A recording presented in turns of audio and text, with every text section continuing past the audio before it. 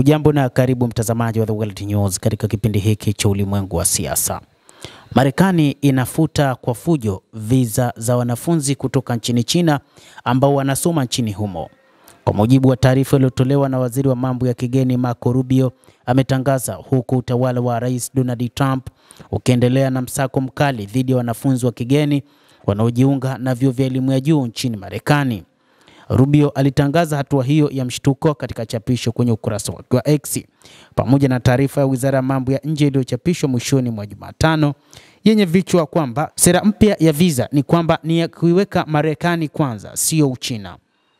Chini ya uongozi wa Rais Trump, Wizara ya Mambo ya Nje ya Marekani itashirikiana na idara ya usalama wa ndani kufuta visa zote kwa wanafunzi wa China, ikiwa ni pamoja na wale walio na uhusiano na chama cha kikomunisti cha nchini China au wanaosoma katika fani muhimu, ilisema taarifa hiyo. Pia tutarekebisha vigezo vya visa ili kuimarisha uchunguzi wa maombi yote ya visa yajayo kuhusu Jamhuri ya Watu wa China pamoja na Hong Kong, aliongeza waziri huyo wa mambo ya kigeni wa nchini Marekani. Wizara ya mambo ya nje ya China ilikosoa uamuzi huo ikisema ni uamuzi ambao uliharibu sana haki za wanafunzi wa China kupata elimu nchini Marekani. Marekani imefuta visa vya wanafunzi wa China bila sababu za msingi kwa kisingizio cha itikadi na haki za kitaifa. Msemaji wa Wizara ya Mambo ya Nje Mao Ning alisema zaidi kwamba China inapinga vikali hili na imewasilisha uwakilishi kwa Marekani.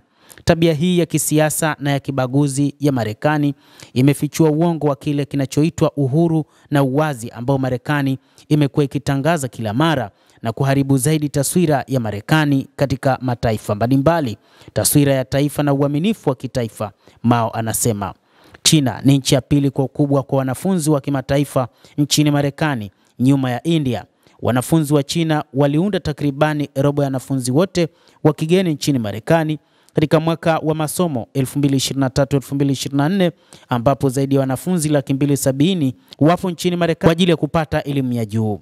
Hata hivyo, taarifa zaidi zinadai kwamba wanafunzi wengi wa China nchini Marekani wanatoka katika malezi ya wasomi na wana uwezekano mkubwa wa kuwa na uhusiano na chama cha kikomunisti. Hata hivyo, inadaiwa kwamba kuna zaidi ya wanafunzi 90,000 ambao ni wa chama cha kikomunisti, miongoni mwa vyama ambavyo vinapingwa kwa kiasi kikubwa na serikali ya Marekani, hasa katika utawala huu wa rais wa Marekani Bwana Donald Trump.